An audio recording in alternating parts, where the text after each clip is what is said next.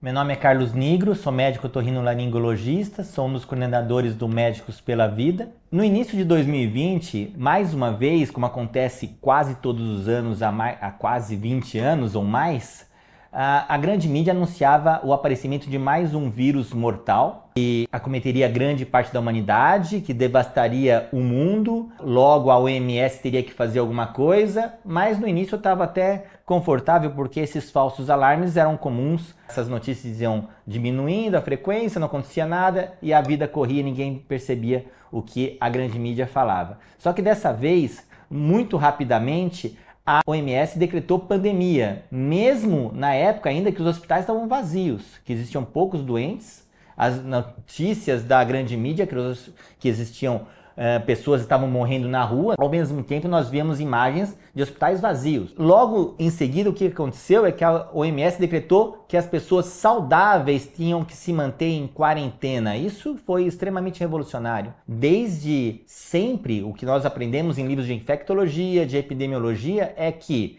pessoas doentes devem ser isoladas e tratadas com o que for possível.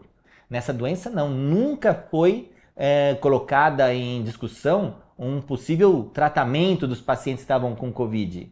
Desde o início foi, isola esses pacientes e todas as outras pessoas devem ser mantidas em quarentenas. Saudáveis ou que tiveram contatos ou não, todos deviam ser mantidos em quarentena. E isso não tinha nenhuma justificativa médica, nenhum médico aprendeu isso em livros de infectologia ou de epidemiologia, e que desde o início, a única esperança que eles diziam qual que era? Que era a vacina que teria para chegar. Eles falavam categoricamente que tratamento não existia e que não tinha nenhuma projeção de ter tratamento. Todo mundo se falava só em como prevenir a pandemia, mas nunca como tratar os pacientes. E isso tem lógica. Segundo as leis americanas, a lei federal americana, vacinas ou medicamentos experimentais só poderiam ser colocados à disposição da população se e somente se não houvesse tratamento eficaz ou um tratamento adequado para essa doença. Mas desde o início, o que acontecia é, não existe tratamento e só a vacina salva. E quem que era o grande divulgador das vacinas? Quem que falava que as vacinas estavam vindo e salvar o mundo? Não era nenhum médico. Não eram médicos brasileiros, não eram médicos europeus, nem americanos. Era o senhor Bill Gates, que há muitos anos já fala de vacinas, que as vacinas vão salvar o mundo. Esse bilionário filantrópico já fala isso há muito tempo e ele se tornou a voz da ciência. Não só ele, como também os CEOs, os administradores, os presidentes das indústrias farmacêuticas. A voz da ciência nada mais era do que o senhor Bill Gates, que investia em vacinas, e os próprios empresários, os presidentes das empresas farmacêuticas. Eles diziam, nós temos a vacina, nós estamos desenvolvendo vacinas e elas vão salvar o mundo. Ao mesmo tempo, esse era o mesmo discurso da OMS. Não por outro motivo, quem que mais financia a OMS? Quem são os grandes financiadores da OMS? As fundações bilionárias, Bill e Melinda Gates, Gavi, que também é do Bill Gates, outras fundações bilionárias como Rothschild, Rockefeller. Eles é que patrocinam a OMS, junto com muitas outras mega empresas farmacêuticas.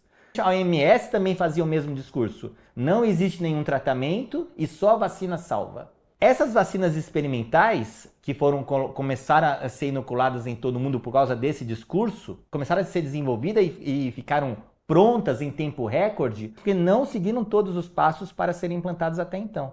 Agora, quem que ainda falava que, olha, sim, essas vacinas funcionam? Os comitês científicos.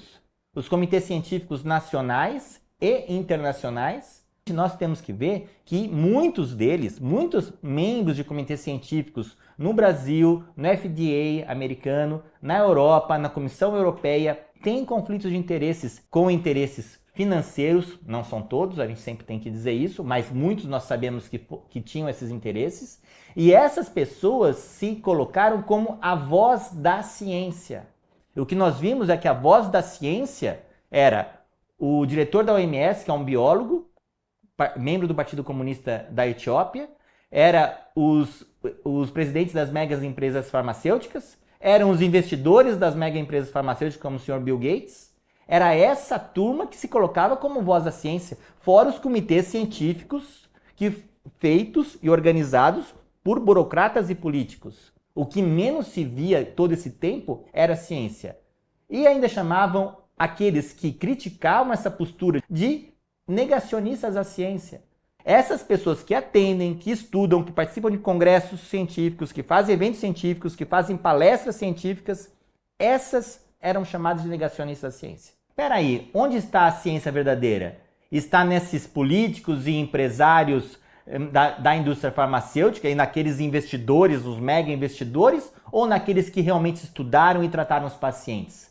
Quem é a ciência? Há alguns anos, a OMS, a Organização Mundial de Saúde, mudou a definição de pandemia de uma doença infecciosa mundial que acomete muitas pessoas com alto índice de letalidade para apenas uma doença de alcance mundial sem dizer com grande índice de letalidade.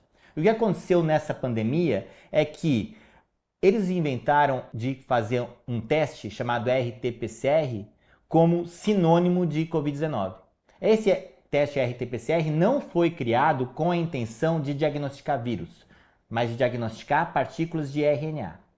Então, esse teste foi colocado em massa e realmente diagnostica fragmentos de RNA compatíveis com o SARS-CoV-2. No entanto, de acordo com o número, com o limite de ciclos que é usado nesse teste, esse teste pode chegar a quase 100% de falsos positivos. E o que aconteceu é que a OMS determinou que teste RT-PCR positivo é igual a Covid-19. Talvez para aumentar muito o número de casos, com esse limite de ciclo aumentado, muita gente com um exame de falso positivo foi colocado como Covid-19. Assim, de certa forma, não precisava nem do médico para fazer o diagnóstico. E até hoje é assim. O diagnóstico Covid, até hoje, segundo a OMS, é esse teste estar positivo. Não importa se o paciente estiver doente ou não. E foi por causa disso que foi criado a ideia, a farsa dos assintomáticos, que são os doentes saudáveis. Por quê? Se esse teste está positivo e as pessoas não sentiam nada, e mais de 80% das pessoas não sentiam nada, eles inventaram a ideia de que existem doentes assintomáticos. E se existem doentes assintomáticos, é interessante, eles colocaram como importante, proteger as pessoas das pessoas saudáveis. Então as pessoas saudáveis começaram a usar máscara, tiveram que usar máscara também, e começou a ter o distanciamento social, o distanciamento de pessoas saudáveis. Afinal, pessoas saudáveis também estão doentes. Ninguém sabe quem é doente ou saudável. Isso criou um pânico, medo na população, medo de estar doente e não saber. Daí o que aconteceu? Distanciamento social, quarentena, todo mundo longe de todo mundo, quarentena de pessoas saudáveis, lockdowns, ou seja, uma farsa foi levando a outra. E tudo muito bem embasado. Isso tudo foi muito importante para o grande objetivo dessa pandemia, que foi o controle social.